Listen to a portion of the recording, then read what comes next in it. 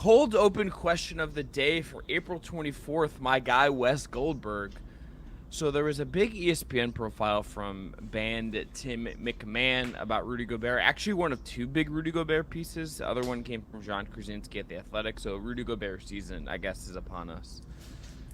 But the lead of the Tim McMahon story was about how he reached out to Aaron Rodgers and sought advice, which obviously that generates a certain energy.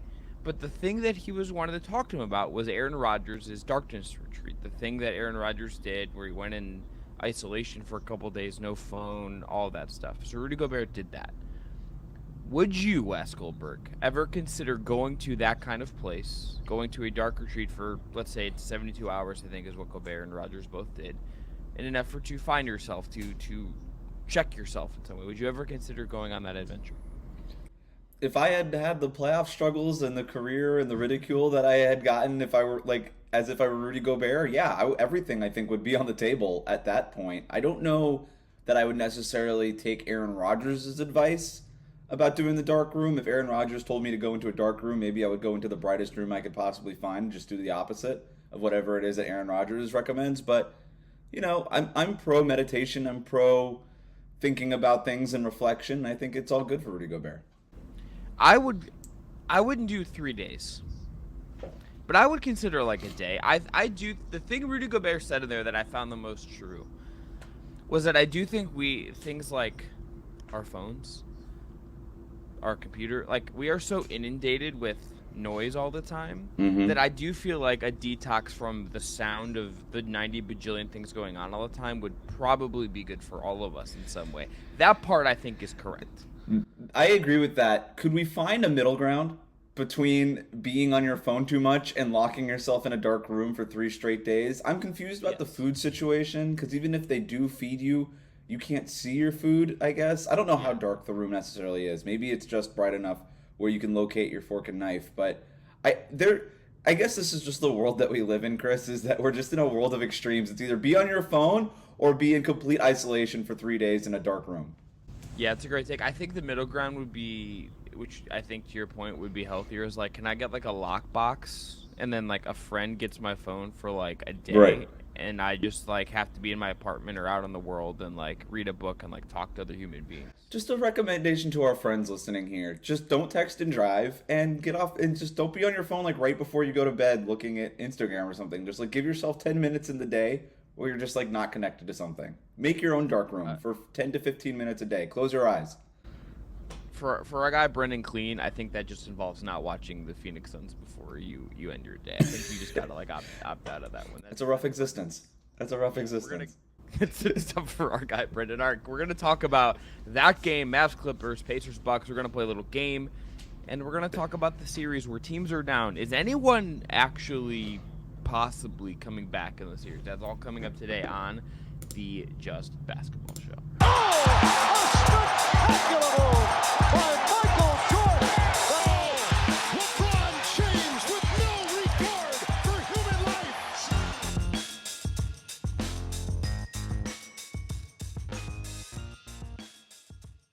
Welcome in to the Just Basketball Show for April 24th. I'm Chris Manning. That is Wes Goldberg. If you haven't already, you can follow, rate, review on your podcast app platform of choice.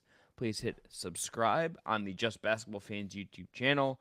Check us out on TikTok, Instagram, and X. Want to tell you about our friends at Thrive Fantasy. Thrive Fantasy is a player prop DFS platform where you can pick more or less on your favorite players across multiple sports, including the NBA and the NFL.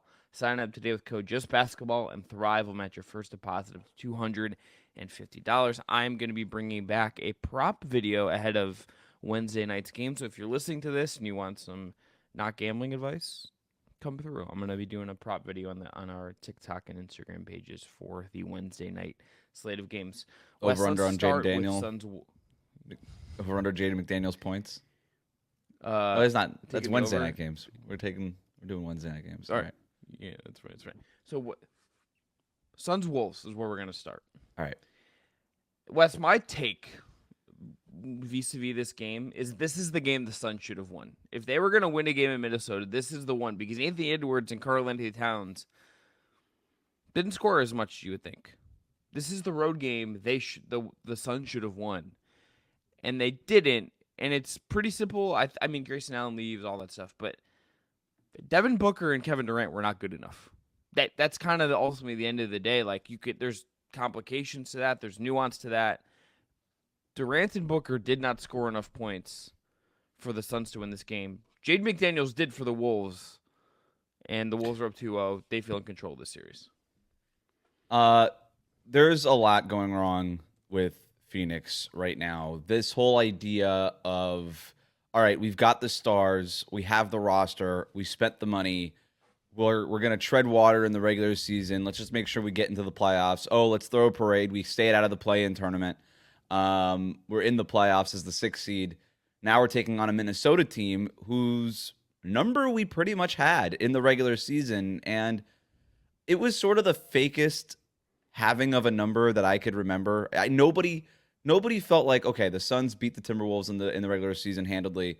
They'll probably do it again in the playoffs. This, to me, you and I and Brendan, we did our predictions before the playoffs, and this was the one I had the hardest time with, was this series. And I think I ended up going with Phoenix only because I ended up going with the star power. And the one thing that I thought would be there, the star power, hasn't necessarily been there. And if anything, Anthony Edwards has put those stars in a dark room and taking all of their light. He's taken everything from them. And even on a night when Anthony Edwards wasn't playing well, it still felt like he was making an impact that was like an outsized impact given his final box score. Whereas even with Kevin Durant scoring 18 points, that felt like 10 points more than I remember. I don't remember a single Kevin Durant basket from that game. And Beal was good in the first game, wasn't good in the second. It wasn't good in this one. Devin Booker has been sort of solid, but not good enough. And I just don't, and you don't have role players. I know Grayson Allen left early in this game with an ankle injury, but you don't really have the infrastructure of a role player being able to step up. Even Aaron Gordon chipping in 15 points off the bench just isn't going to be enough. Whereas Minnesota is so complete and has an identity. They know what they want to do every single night.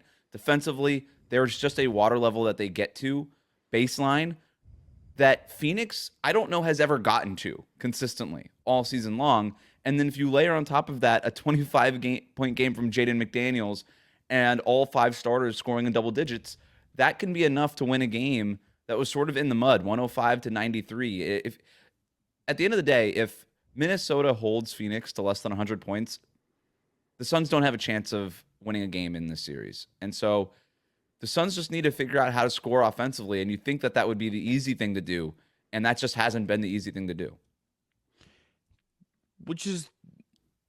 That's the whole gambit of this team. I think ultimately this whole year has been, okay, can they score enough? Can they be consistent enough? Like, does all of the big three they self come together? I mean, there's a name we haven't even said, neither of us have said, which is Bradley Beal.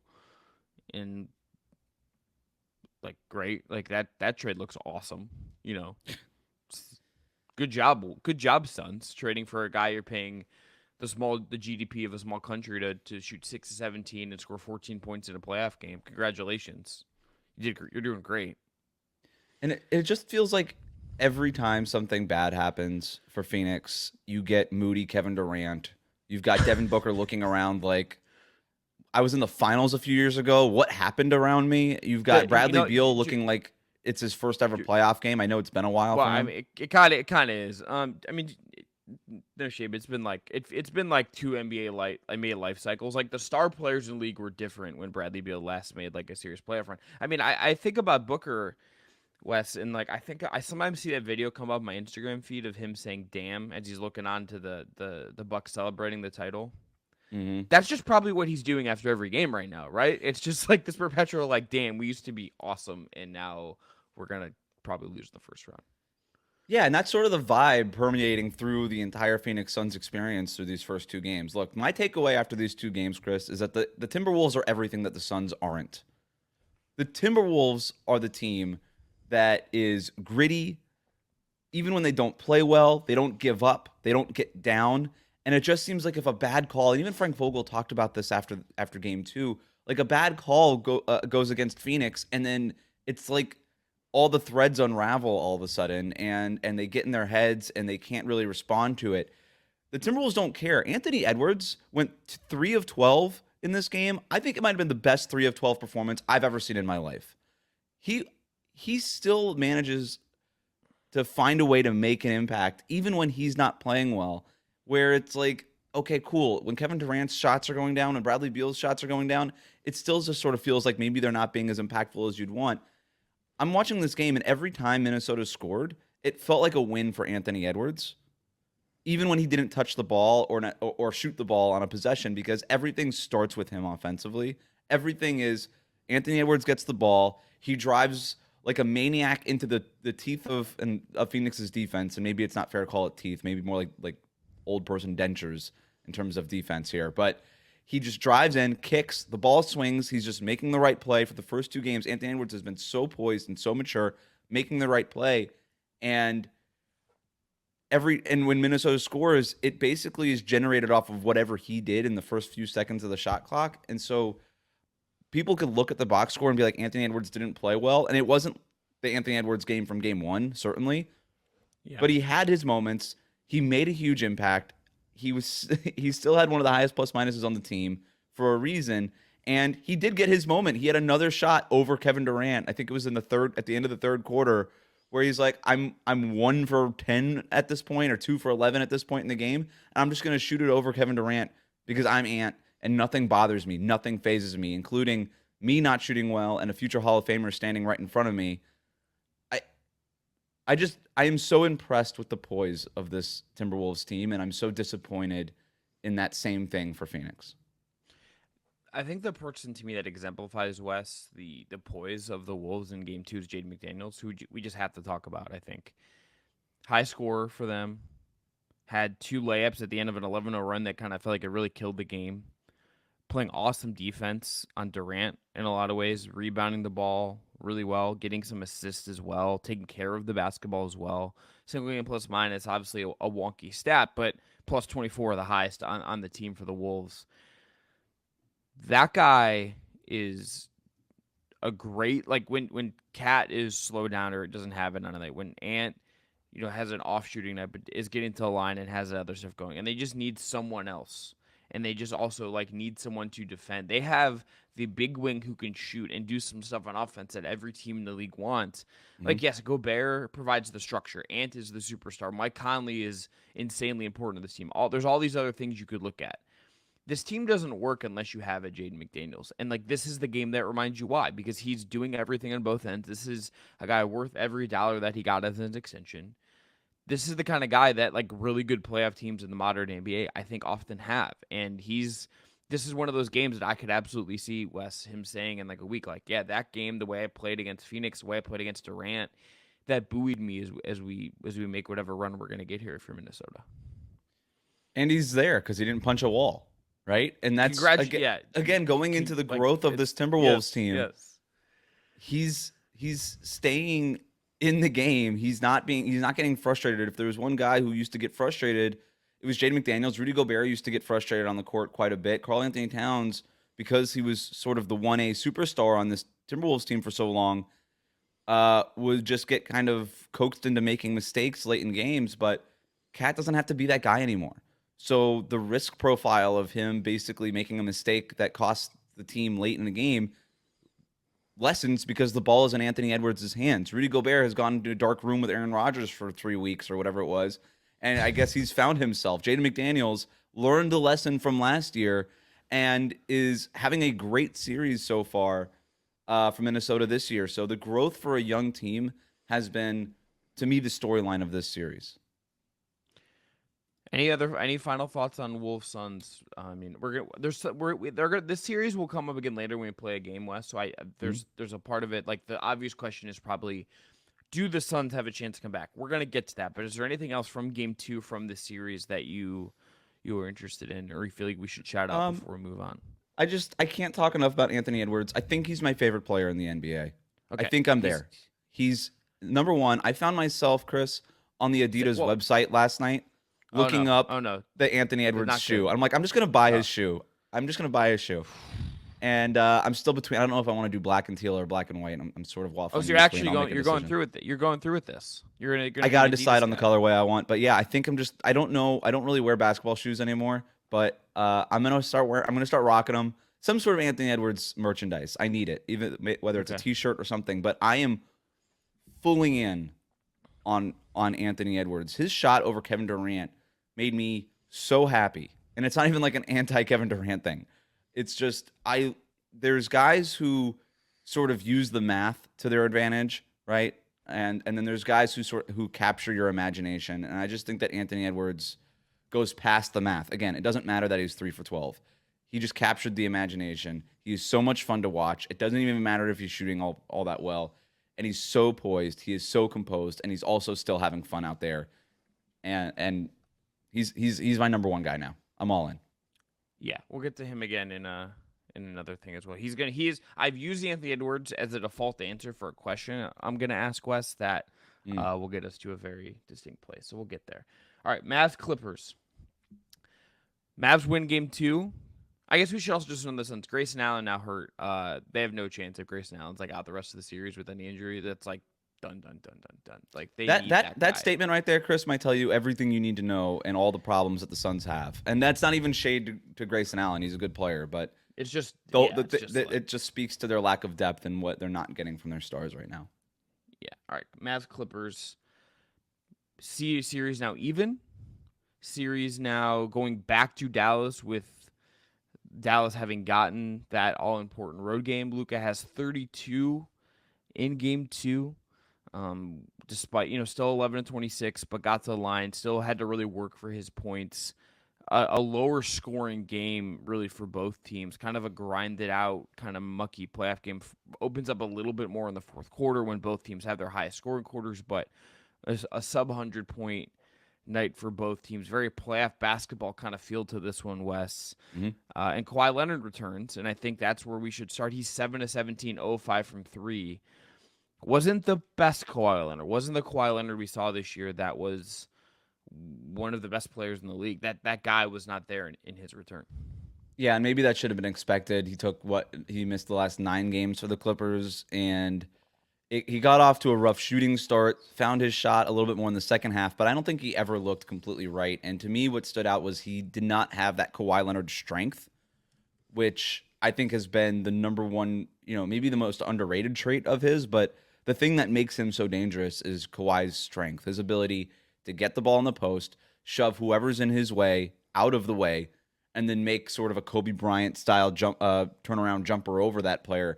And the Clippers could basically just run their offense that way when Kawhi is at his best, right? It's Kawhi post-ups, Kawhi isolations, and then Harden, Zubac pick and rolls and everything that comes off of that. They kind of have these dueling offenses that they can go to at any given time. And I thought that the Harden pick and roll part was there. I thought it was a good Harden game, 22 points, 8 assists. Yeah.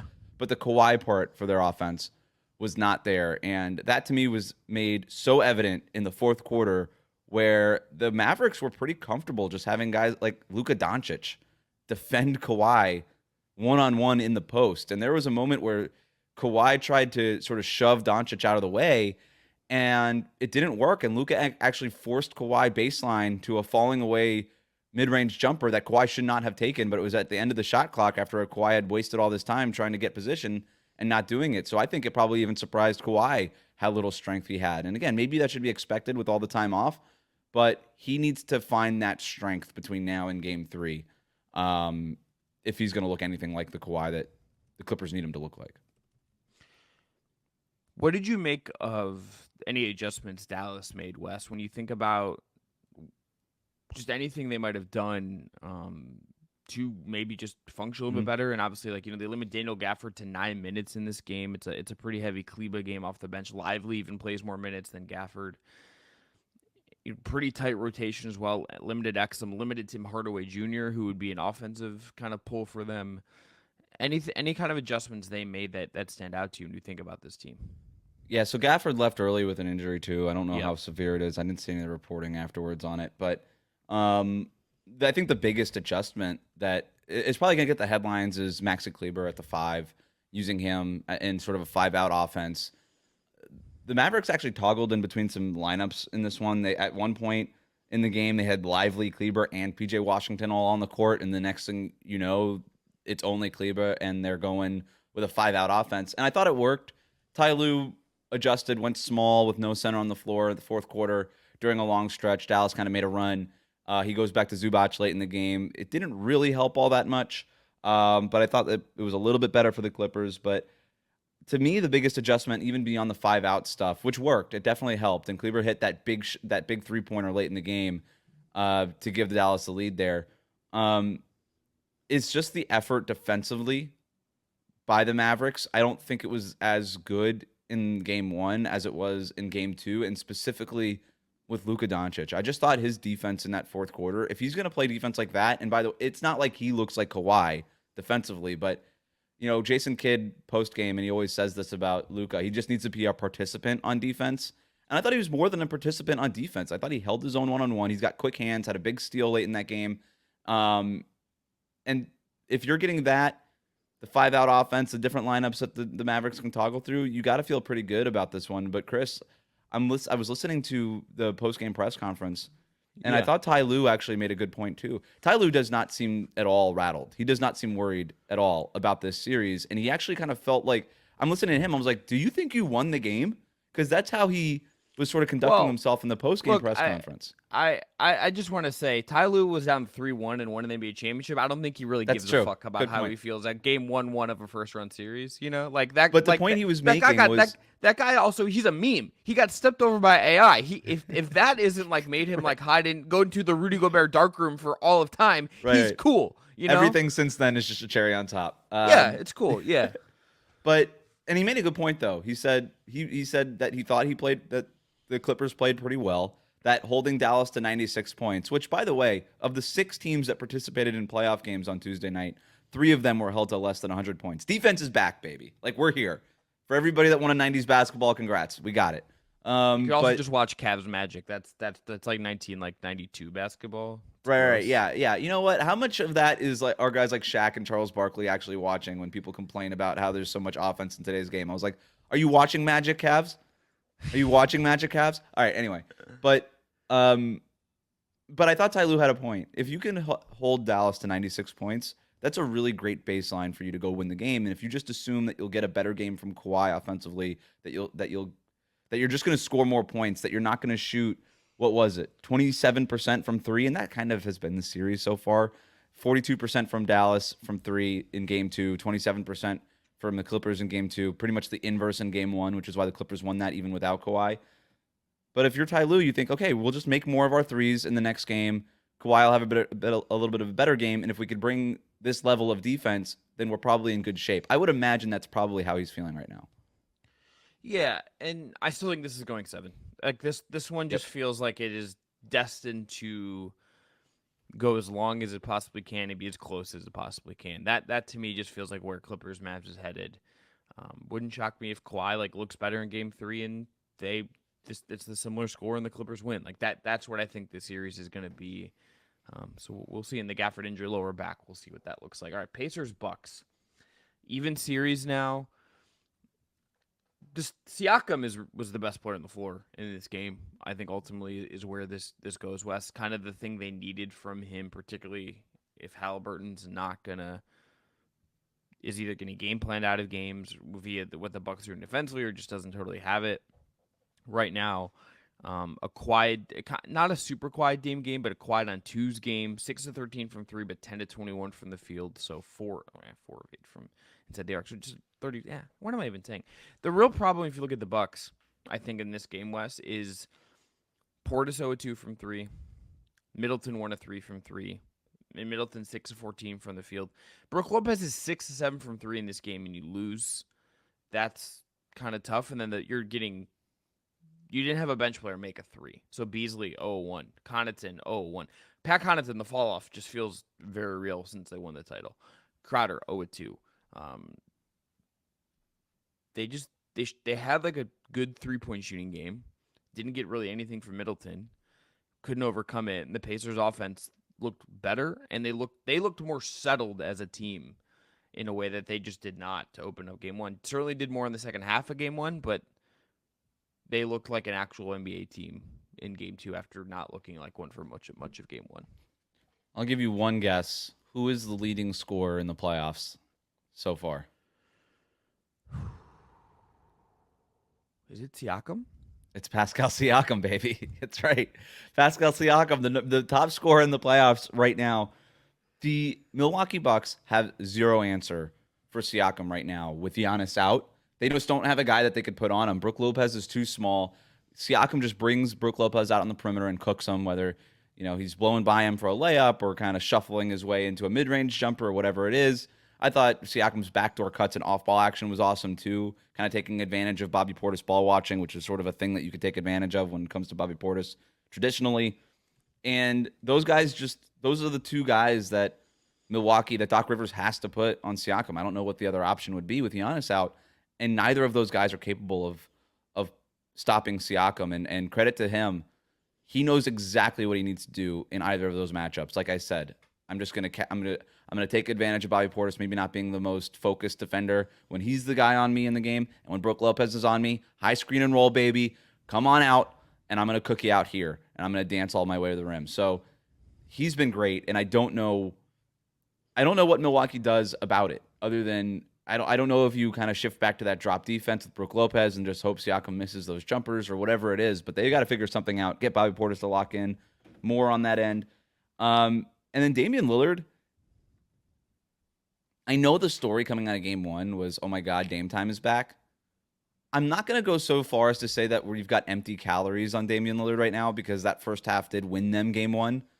But beyond those 2 quarters, of the 8 quarters that have been played, the Pacers have won 6 of the 8 quarters. And I know that's not how basketball games are won, but I would feel pretty good if I were the Pacers right now.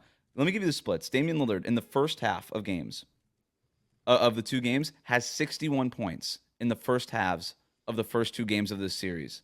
He has 8 in the 2 second halves combined. He had 0 in the second half of game 1, and he had 8 in the second half of game 2.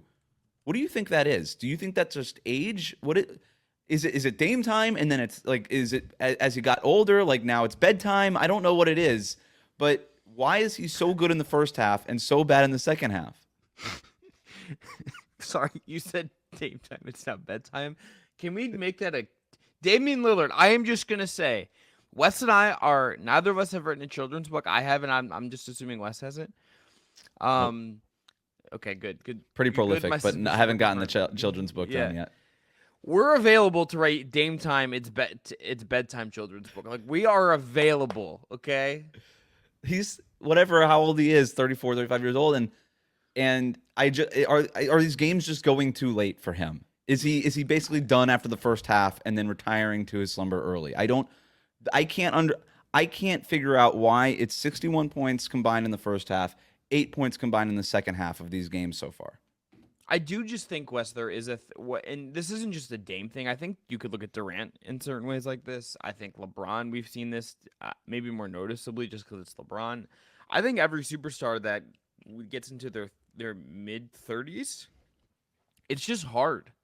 Like, it is hard to sustain yourself for a full game. Like, it just is. Like, even if you are doing all the work you can do to stay in great shape, even if your diet's good, even if you're doing all the recovery stuff right, and there's nothing like we know about Dame that makes me doubt that he is running away from the grind, right? But he's older. It's been 5 years since the infamous wave away to Paul George. Like, it is a different era for him. He's in his mid-30s now. Yeah, he's 33. I misspoke earlier when I said he was 35, but still. I thought he was 34, so what's the difference? The reality is, I think you just get to an age and it does just get harder to sustain. It's not.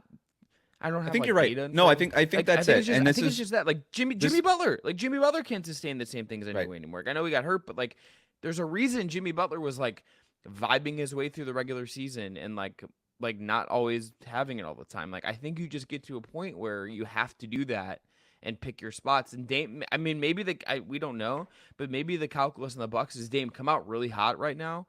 We need to just get ahead, and Chris can kind of like help carry us. And then the problem is then like Middleton can't totally carry you in this thing. But like, there's something there in that calculus to me if you poked around about it and could get actual true serum into Doc Rivers. Yeah, I guess Dame is just unloading the clip in the first half, and he's like, well, can somebody else step up in the second half? And this is why maybe you mentioned kind of floating through the regular season with Jimmy Butler. maybe that's the critique against the Bucks in the regular season, right? It just felt like they were never hitting that playoff gear, that gear that you wanted to see them hit in the regular season. And maybe the whole idea was, well, we're not going to do that so that we could do it in the postseason. But then Giannis gets hurt. And it just feels like Dame doesn't have that second guy. Even when Brook Lopez scores 22 points, it feels like those 22 points are off of all the work that Damian Lillard is doing, right? So it's one thing to have that if it's just going to be Damian Lillard, Brook Lopez pick and roll, but Dame still has got to work through that possession. It's another thing when he could just throw the ball to Giannis, and then Giannis can do all the work for a possession, and Dame can take some time off so that he's a little bit more fresh until the fourth quarter. But yeah, I'm at the point now, Chris. I know that this series is split 1-1. I don't think this team comes up in our segment later. They do not. Nope, they're not. But I'm gonna tell you, I think the series is over if Giannis can't come back. I think the series is over. I think based on game 2, you would think the Pacers figure some stuff out and just look settled. And particularly if they can get Halliburton going, I would be inclined to agree with you. Let's go to a game we're going to play, Wes, called Meet, Exceed, or Disappoint. Our version of F, Marry, Kill here on the Just Basketball Show for the playoffs. Do you want to tell you really quick? Yeah, a little more appropriate, and a little less carnal is always good when we're recording this in the morning. Got to tell you real quick about our friends at Homage, though. Homage is the ultra-comfortable specialty apparel company with NBA and WNBA licenses. They use vintage-inspired designs to pay homage to the greatest stories, traditions, and figures across sports, music, and popular culture. Use our link below, make your purchase, and support the Just Basketball Show. They do have Anthony Edwards merch. I was literally just looking up if they have an Anthony Edwards shirt. I'm buying one. I'm getting one. That's what I'm gonna do. Not the shoes. I just can't pull off the basketball shoes. I'm 30. I recently turned 33. I just can't do it anymore. Wes, as someone, you and I have a shared affinity for let's say fits. Yes. I will send you this after the show. I only wear one Nike shoe now. I just have like 7 different pairs of Air Force Ones. I also can't wear basketball shoes anymore. How do you have 7 pairs of Air Force Ones? Not all different colors. Yeah, all different colors. There's not 7 colors of Air Force Ones. Oh, if you switch like the Nike, the swoosh is a different color. You have white. I have white. I have like a mocha. I have a red, white, and blue. I have a green and orange one that I particularly like, and that's the one I get the most like positive feedback on. Go Canes, baby. I have a. Yeah, that's right. We're back to the original. Yeah, we're back to the 2002 national championship game. I have a pair of black and white ones where the swoosh is an inverted white. Mm-hmm. And then I have I'm forgetting one. I have a pair of like tweed ones that are like my like office like sneak into corporate. Okay, dress it up a little bit. I like it. Yeah, Homage only has the NBA Jam style shirt with Anthony Edwards. But also Karl Anthony Towns is on it, and everything I like about Anthony Edwards is probably what I don't like about Karl Anthony Towns. So I need to figure out Homage. Hey, shout out Homage. We need an Anthony Edwards only T-shirt. Yeah, can we at least get like Jade McDaniels on the other? I just want Anthony Edwards trash talking Kevin Durant cartoon style on a black T-shirt. That's all I want. Someone on like Etsy or like Temu has absolutely made that shirt, like a 90s oversized like graphic T-shirt. The problem is the T-shirt will be such bad quality it'll like rip in like 2 days. You'll wear it once and it'll be like it's fine. I just need it for the pod anyway. Yeah, do it for the bit. It's just for the bit. All right, Meet, Exceed, Disappoint. We're gonna play a game. We're each have prepared 3 players. We're gonna list out. I'm gonna go first. Mine's Young Player Edition. And this is where I've worked in Anthony Edwards to just be the answer because I want to basically have a debate back and forth about these 2 other guys. So Meet, Exceed, Disappoint, Young Player Edition for me. Anthony Edwards, Tyrese Halliburton, and Paolo Banchero. All right, Meet, Exceed expectations or disappoint. Edwards, Banchero. Who's the other one? Halliburton. Okay. Halliburton. Obviously, exceed Anthony Edwards, exceeding our expectations. I'm going to go ahead with Paolo Banchero meeting expectations. Yep. Okay, we're in the same And place. Tyrese Halliburton is disappointing. And I don't know that the stats necessarily bear that out. Like, if you just look at the raw numbers, like Halliburton's numbers have been they're actually not that good. I mean, Andrew Nembhard took more shots than him in game 2. I understand game plan stuff. Like, Brendan hit at me the other day. It's like Pat Bebb's defending him, all this stuff. I don't really give a shit. Like, I don't. Andrew Nembhard should not be taking more shots in the NBA playoff game than Tyrese Halliburton. Halliburton's averaging 10.5 points in these playoffs. I understand that the hamstring thing has been bothering him. I just don't even. I haven't seen I haven't gotten a moment from Tyrese Halliburton that reminds me of the first half of the season for him before the injury. And maybe you get it. Maybe it's as simple as the hamstring thing is so bothersome, and he shouldn't have played on it in the second half to try to meet the 65 game rule and all these things. But he just does not look right. He's absolutely been disappointing, and he's also been disappointing because of how good we know he can be in this matchup in particular. He took this matchup over in the regular season. And Giannis isn't even in the series now. And you would think that this would be a great opportunity for him to step up and meet the stage and all these things the way that we saw him do in the in-season tournament. It just has not been there. I don't know how much you can blame Paolo Banchero for Orlando's deficit in that series right now. He is doing everything that he can, with everything considered. Jarrett Allen has had a much better first-round series than he did last year, right? And so he's providing that sort of the protection at the rim. You've got Evan Mobley guarding him. You've got a bunch of bodies that the Cavs can throw at him. And then on the flip side, Orlando, they just don't have the shooting to spread the floor.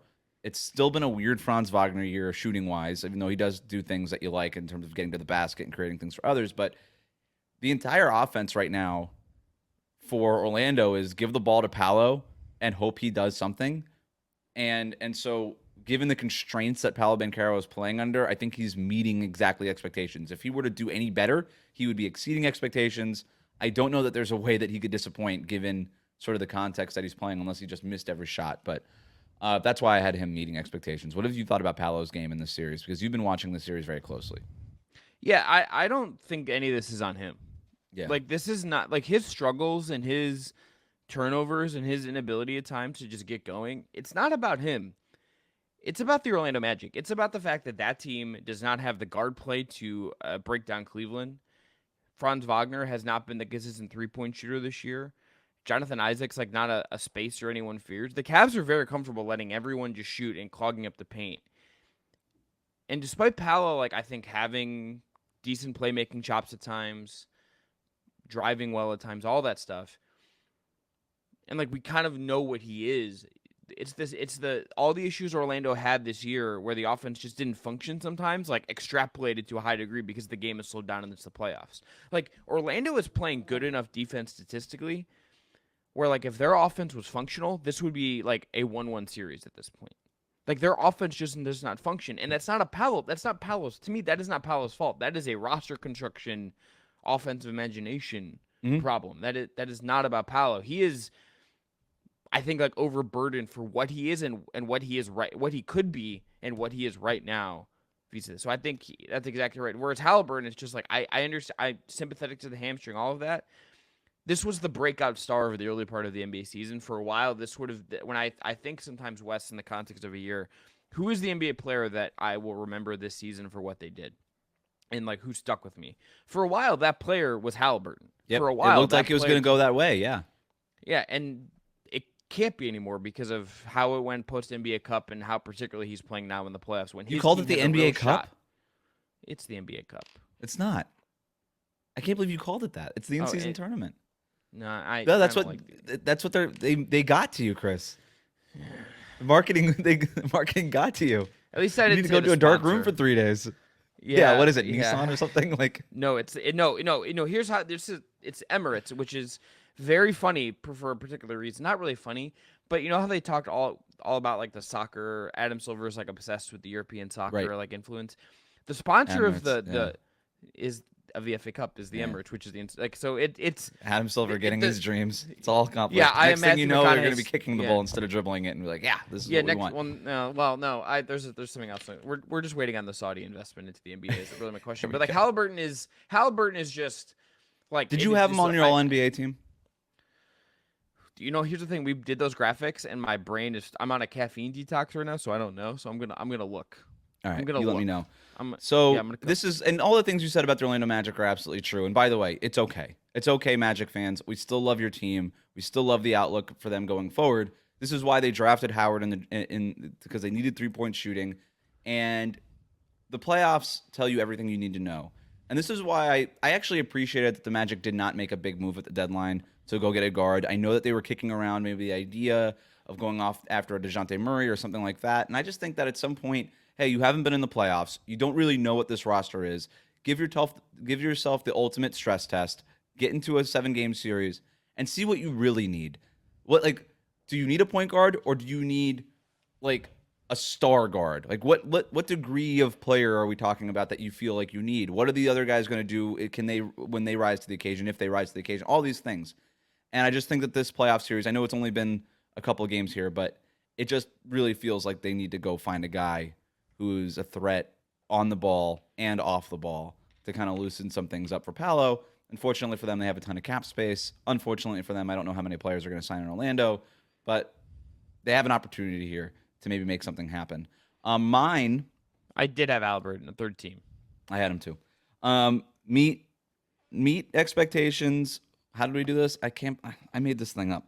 Meet expectations, exceed or disappoint. All right. Yep. Oklahoma City Thunder version. Okay, love this. I almost had J-Dub as my third guy, but I'm glad we're getting to the Thunder here. Kevin Durant, James Harden, Russell Westbrook. Oh, even better. Okay. Swerve. Old Thunder guys. Okay, this is actually pretty disappointing. Kevin Durant. He's just not been good enough, and he has to be. And he's the 1A at worst on that team. I'm gonna go exceed James Harden because I just kind of often expect James Harden to just like fall apart, and there's still time. There just is. We kind of saw this song and dance last year where he had some great moments for the Sixers, and then it collapsed. So I'm gonna go him exceed, and shout out Ty Lue again. I think Ty Lue's got to be part of the elixir of why James Harden is doing what he's doing right now. And I'm going to go meet Russell Westbrook because he is doing exactly what I want and I have seen out of him as a role guy in that team. I think that him reinventing himself in the way he has with the Clippers and continuing that and what he's doing, I'm going to go him meet. So that's my answer. Is it a testament to how bad James Harden has been in the playoffs previously that 22 points and like 8 assists a game is exceeding your expectations for a guy it's exactly it. It's exactly it. Here's the difference between Harden and Kevin Durant through 2 games. Harden, 25 points per game. Durant, 24.5 points per game. Harden, 45% shooting. Durant, 53% shooting overall. Harden, 8 assists per game. Durant, 1.5. Durant, 6.5 rebounds. Harden, 4 rebounds per game. But from a points per game basis and a shooting percentage basis, Durant is better than James Harden with a half point less points per game average. And yet, I agree with you in terms of Kevin Durant being the disappointment. He's 13th in scoring in the playoffs overall through his 2 games. I probably would go Harden meeting expectations just because we haven't gotten to a game 6 or 7 yet, which is it tends to be when playoff Harden likes to show up. And I would go Russell Westbrook exceeding my expectations. I thought his minutes, game 1, Russell Westbrook, when the Clippers won that game against Mavericks, the box score was just unbelievable. But I thought his game last night, Chris, was also awesome. Off the bench, he has given the Clippers so much energy. Defensively, they had him guarding Luka, which might have not been game 1 too. Yeah, it might have not been the best thing. That might be an adjustment for Ty Lue going forward, but he tends to like the matchup. His energy is so contagious. I love this late career sort of shape shift for Russell Westbrook where he doesn't need to shoot the ball as much, but he still gives you all of those Russell Westbrook things in terms of being an agent of chaos, getting those offensive rebounds, pushing the pace, and all these things. The most impactful minutes, the most exciting minutes of any Clippers game happen when Russell Westbrook is on the floor, and he's doing it in the playoffs so far, at least through 2 games. So I would have him exceeding, Harden meeting, but I think both of us agree Durant disappointing. Gotta tell you, I am considering just for like once in a while I have like my workout lifting shirts are kind of like random. I'm considering getting a Russell Westbrook like jersey as like a lifting shirt, just to channel that energy. No, I like it. So we need Anthony Edwards energy. We need Russell Westbrook energy. I think we have a type here, Chris. Yeah, the problem is Brendan's energy is going to be like a little different. So Brendan is a little bit more like, I want that 3-and-D analytics favoring energy. Like he wants the Trey Murphy III shirt. That's like more Brendan's style. Like he's like, I need that 3-and-D analytic energy here. I need that efficiency, baby. I'm going for efficiency. Like, I got a lot to do today. Yeah, we just have that dog in us, Wes. I guess so. By comparison. Yeah, we just got that dog inside. All right, so that's going to be our meet exceed disappoint. James Harden, please They're gonna need James Harden to not like disappoint. Is the funny part of this? It's like he has to be this. I think, particularly if you just need a hedge against Kawhi, which is maybe the whole gambit of that trade. It's interesting. All right, we're gonna finish up. Not dead yet. Here's the teams that are down in their series, Wes, and we don't need to get to all of these because some of them are going to be pretty obvious. But here's the teams that are currently down in the series. Heat, who are down obviously 1-0. We're recording this the day of when they play the Celtics in Game 2. The Pelicans, same situation. But Zion Williamson saying his return is realistic, so we'll get to that. Let's just go in order. We don't need to give up the whole list right away. Right. Let's start with the Heat and the Pelicans. Yeah, sorry to tell you. Even if Eric Spoelstra is the best coach in the NBA, or Best coach in the NBA. We just leave it there. Okay, okay. Okay. They're not beating Boston. That's just not happening. They're dead. Next, Pelicans. Who do you got? I don't think they're gonna come back, but the Zion part of it, like if whatever his version of, like, it's not like quite Willis Reed coming out in a wheelchair on grainy footage, but if Zion plays, considering his injury history, like I would be pretty amped about that. Mm-hmm. I had them marked as dead before I saw the report this morning that Zion is thinking about maybe possibly coming back in this series, or maybe at some point potentially in the playoffs. I don't know. It's very vague, and I think it's vague on purpose. If he's able to return to this game, then I have them as not dead. Or this series, I'm sorry. So I wanted to put the Pelicans down as dead. I have them written down as dead. And then the Zion news, I saw that, and now I got to go, okay, not dead. I didn't think the Thunder played all that well in Game 1. They still won the game. And there's some very obvious adjustments that they can make. And I think Mark Daigneault, who's going to win Coach of the Year here probably, will make them. And if Zion can't get back within the next, at this series, then I do think that the Pelicans are probably drawing dead. And I thought the Pels played probably about as well as they're gonna in Game 1, or probably as well as you can ask, I should say, in Game 1. If they keep that level of energy, if they're able to keep doing that, they'll make these games competitive. But I just think the Thunder have too much firepower. But all that said, I have them not dead just because of the Zion corollary. Lakers, not dead yet or dead? By the way, if people don't understand the Monty Python reference, please just go look it up. Get cultured. They're dead. I mean, Jamal Murray ended them the other night. Like that's the thing. It's like that would, like, to lose that game. And let's peel the curtain back a second. We were texting about this game in our Just Basketball Boys group chat, which right now has emo Jimmy Butler as its icon, which none of you reacted to when it did that. Not frankly, like, was upsetting that no one reacted. I smiled. It warmed my heart. Just now. Okay, good. Brendan's dead inside didn't say anything to me, so that's cool. It's been a rough season for him. He's just like thinking about Grayson Anthony and just like, brother. Tough. They're dead. Jamal Murray ended them because, like, they had this massive lead. AD was playing unbelievably. He was like the best player on the floor for large stretches of that game. And the Nuggets just stormed back, and Jamal Murray hits a game winner. And what did you think? That was the game they needed to win. We haven't talked since that game. LeBron takes the pull-up three-pointer, 15 seconds left on the clock, gives Jamal Murray and the Nuggets the time that they needed to go get that shot. Did you think that LeBron pulled up too early? Yeah, I favor LeBron just going to the rim, but he is kind of in his, like, 3-point era right now. Right. That is kind of his era shot right now, where that's the kind of thing he wants to do. Yeah. I didn't mind it because he did get the guy off the dribble. I understand people saying, well, you got to take more time off the clock. I'm pro just if you got the open shot, take it. And he had been shooting well in that game. So I also just default to stars. Like, if you're feeling that shot, go ahead and take it. It also puts you up 3 in that game where there is, no matter how much time you took off the clock, there was going to be a chance for the Nuggets to respond. If you hit that 3, they call that timeout. They advance the ball. They've got a half-court set. So I thought the 3 was actually smart there because you can't lose the game, right? Worst case scenario is you go to overtime. And at the end, and by the way, was that Reggie Miller on the call who said literally at the end of the game, don't foul because the worst that can happen is you go to overtime? I'm like, no, the worst that you can happen is what happened. They hit a shot and you lose the game. That's the worst that can happen. Been a rough couple of weeks for Reggie Miller on the broadcast in the fourth quarter, but I didn't have a problem with it. That said, I have the Lakers as not dead, and maybe I'm falling for Lakers exceptionalism here. But they still have 2 games at home, and I thought they have to win on the road. They're going to have to win on the road at some point, and look, if they lose this, They might end up getting swept in this series. I know that the Nuggets have already won 10 games in a row, but I want to see them at home. I want to see them out of the elevation. I thought they played pretty well those first 2 games with all the process. Like Jamal Murray doesn't hit that shot, they go to overtime. Who knows what happens? And yeah, I know that these games matter obviously in terms of who wins and loses because it's a playoff series, but I thought the process overall has been pretty good for the Lakers. I think they're figuring some things out. There's some places that they can tighten up defensively, especially when it comes to showing more help on Jokic. What do they do when Anthony Davis is not in the game remains a problem for them. But again, I admit I'm probably falling for the branding here, but I just want to see 2 games in Los Angeles before I declare them dead. The next one. The last thing I just yeah. want to say in that is I just don't think the Nuggets are actually beatable. Like I just don't think that's in the West. okay. Like that's fair. Like, I think that I don't think that the Lakers are gonna get swept.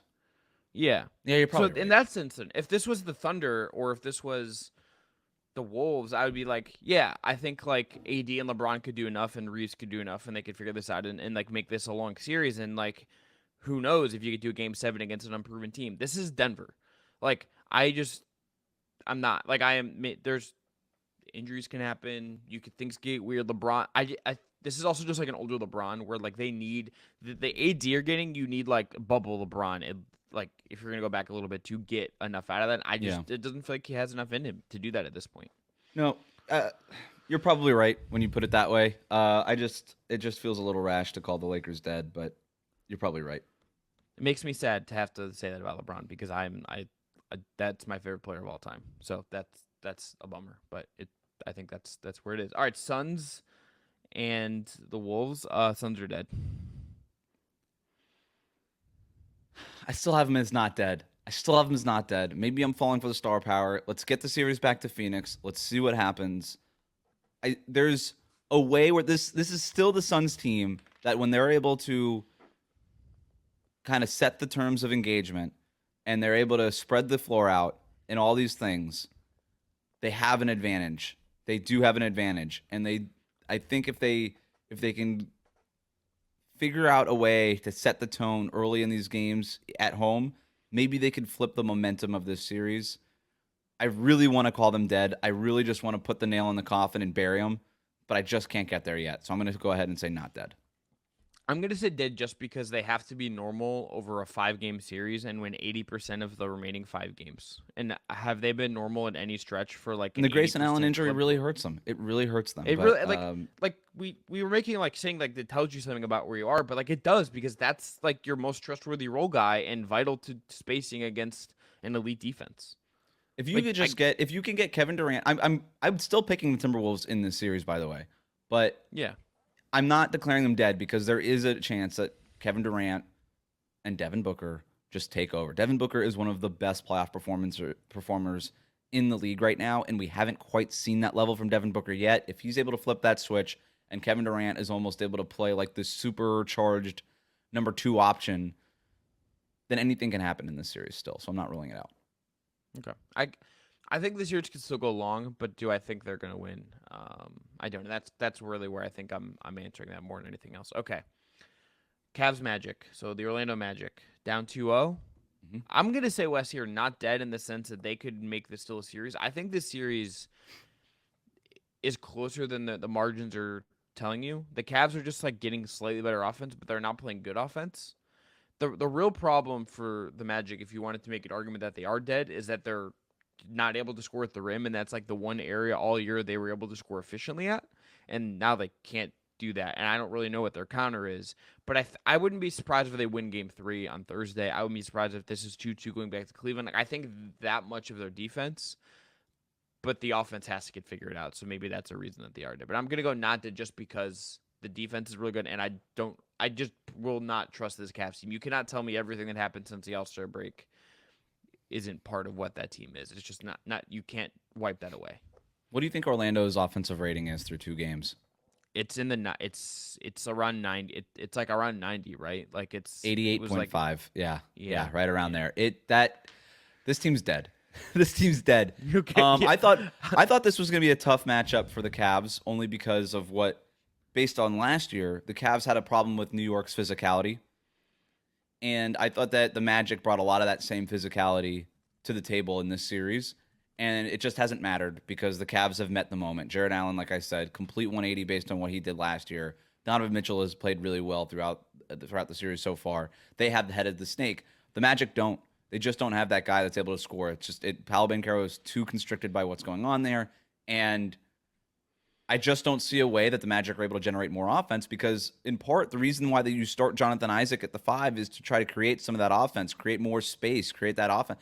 And by the way, I do think in Game 3 they got to go back to Jared Allen or Jonathan Isaac coming off the bench. It hasn't worked. Yeah. You got to take it to Cleveland, pound them on the inside. I would go maybe so far as to say start Mo Wagner, who's had a pretty good series so far and is maybe the Frisky. dirt like. Okay, you said frisky. I was going to go like sort of dirty, grimy, and I mean that in the most complimentary way possible. Yeah. To Mo Wagner, who's just like a diehard villain as a basketball player, and I think you need that kind of tone-setting presence in the middle to try to get that tone set when this series goes back to Orlando. So I'm going to go ahead and say I am still going with dead because I just don't see the Magic being able to muster the offense that they need here. But I do think that that's not really the point for Orlando in these playoffs. It's to learn something about your team. You've learned that you need an outside shooting threat. And I also think that you learned that Jonathan Isaac is not the starter that you hoped he would be, that he's probably still best coming off the bench for a supercharged 15 minutes of defense. He could close halves for you, but I just don't know that that's the option you want starting games. I think Jamal Mosley may have outsmarted himself with that move.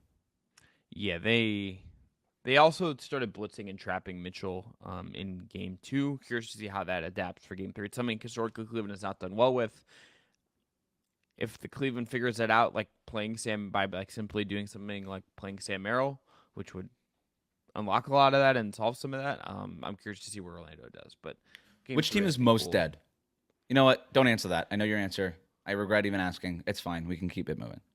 No, and can I? Well, I'll answer it non-heat category. It's okay, non-heat categories. I'm gonna.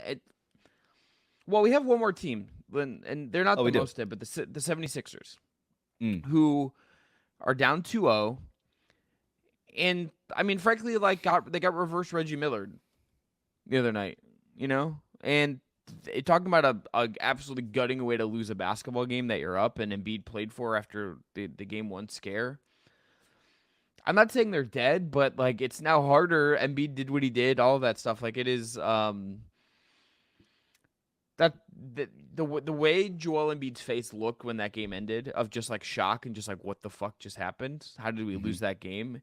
That tells a story, and I do think that kind of loss will buoy the Knicks, or that kind of win for the Knicks will buoy the Knicks in a positive way, and that kind of loss for the Sixers isn't gonna help them necessarily. Like I don't think they're feeling great going into Game 3 coming off of that. Big week for centers and their post-game media sessions. Anthony Davis dropping the mic at the end of that Denver game when Jamal Murray hit the shot, asked what happened on that final shot. He said Jamal Murray made the shot, dropped the mic, and left.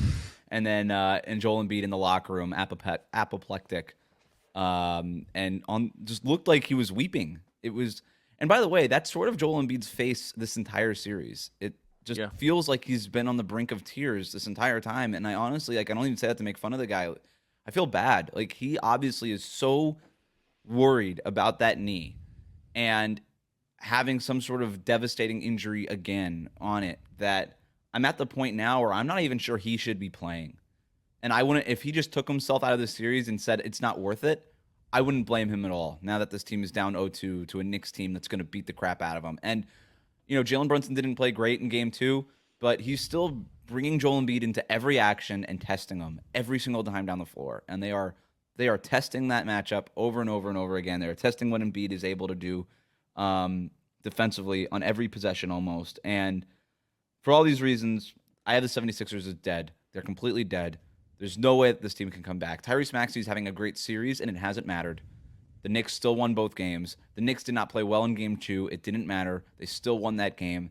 And I know that Sixers fans could be like, hey, we were just seconds away, and you mentioned how they got Reggie Miller at the end. This is not Reggie Miller, the broadcaster. This is 8 points in 5 seconds, Reggie Miller when he was a player. And you're absolutely right. It's a great reference. You still lost the game.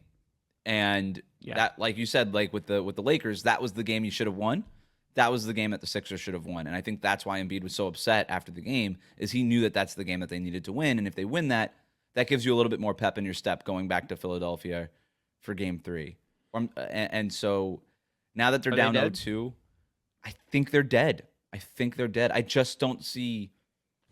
I unless Joel Embiid miraculously gets healthy on his home floor, I just don't see the way that the Sixers are able to muster enough from him and the guys around him. I think they'll win a game. I don't think like this is a sweep, but I think they're dead in the series. Yeah. I tend to agree. All right, so who's the most dead? You asked the question. I Yeah, can I answer it got it. first if you would like. Go ahead. I can answer it first. I think the Heat are like the easy answer just because they're playing Boston, and I'm not going to do that to you. I think the most dead non-Heat division is I'm going to go with the Lakers. I just think you're playing Denver. Yeah, I almost want to agree with you, even though I said that they were not dead. But I'm gonna go Magic. They don't have the profile of a team that wins a playoff series, so I'm just gonna go there. They're dead. So congrats to you. I mean, look, Cavs are. I'll just say that I'll just get ahead of this now. I will be saying the Cavs are dead after one game of Cavs Celtics. Yeah, probably. The Cavs are not beating the Cavs will not be competitive against Boston. Would be where I think this ends up. You're probably right. Boston's really good. We're going to end there, though. This has been the Just Basketball Show for Wednesday, April 24th. I'm Chris Manning. That is Wes Goldberg. Wes and Brendan will be back with you on Friday. Perhaps a coping session for Brendan about the Suns. We'll see where that series ends. But they'll have you covered for that on Friday again 3 times a week here, Monday, Wednesday, and Friday here on the Just Basketball Show. Check us out on YouTube, on our social platforms, on your podcast platform of choice. Until next time, this has been the Just Basketball Show. Enjoy the hoops, folks.